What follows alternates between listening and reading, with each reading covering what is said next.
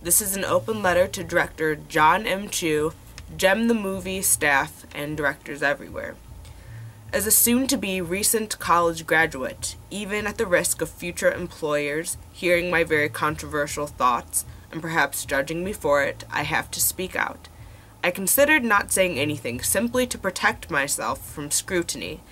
But if you don't speak out, no progress in this industry can be made, and if I don't stand up for what I believe, I'm nothing. I'll brief this by saying that there will be many with a conservative opinion, which will sound something like, "It's just a movie, get over it," or "Every time I watch a movie, I don't want to have to engage in this kind of topic," or "You have too much time, you're so sensitive," or my favorite, "You're too dramatic," or simply, "What's the big deal?"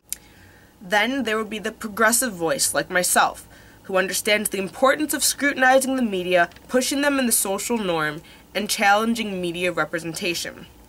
Before I begin, to the conservative voices who believe me to be overly sensitive, overreacting, or just making a mountain out of a molehill, I'll say this. Movies are worthy of discourse and cultural commentary. Just like the objectification of women's bodies in video games is worth engaging in an academic discourse over.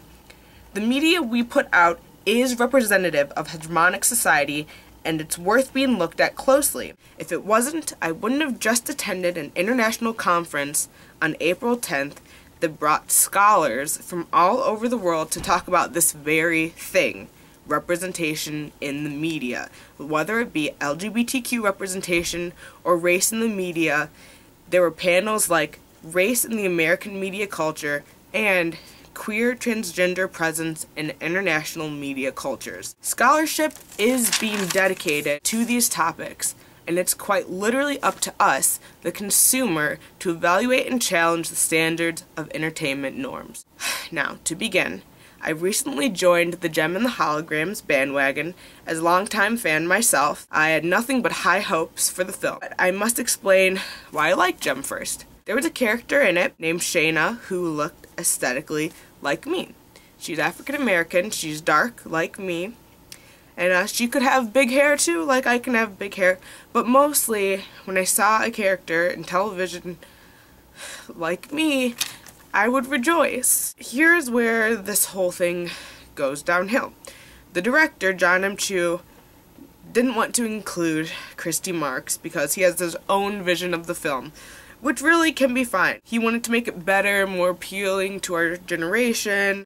By choosing this actress, inherently her aesthetic is determining what makes this movie better than the cartoon, what makes it cooler than the cartoon. This is not the first time this has happened in entertainment media.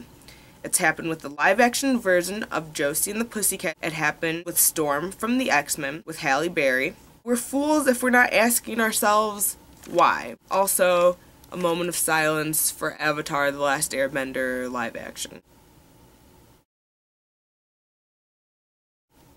Okay. So why always replace the dark person with the light black person? And people say, well, you know, they're both black, right?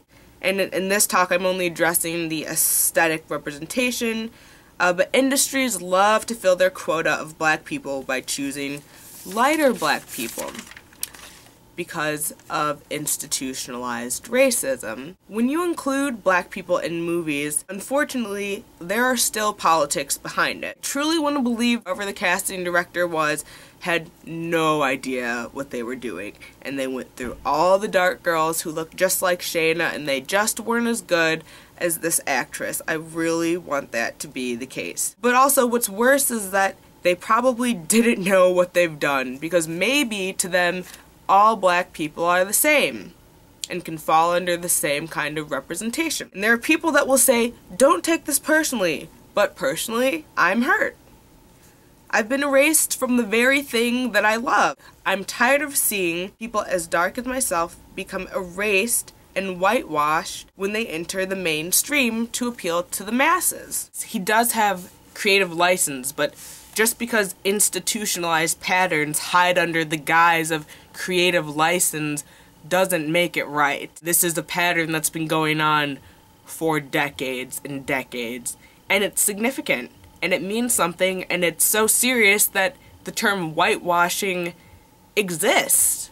Is it so outrageous to think that someone my color would be rocking out on a stage in a girl band? It was clearly acceptable in the cartoon, so what gives? Everyone else's color is fixed, but the black character's color is always negotiable.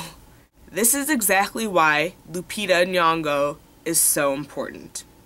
This whitewashing of black characters is why I smile every time I see Lupita in the industry.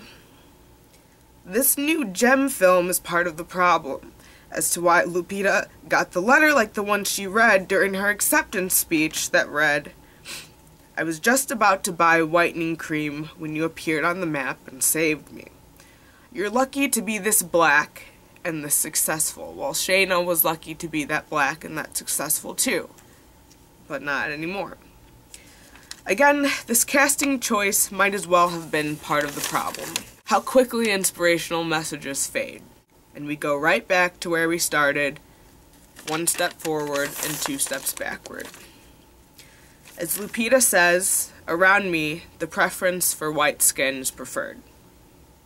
And I hope no one is as hurt as I am. Thank you.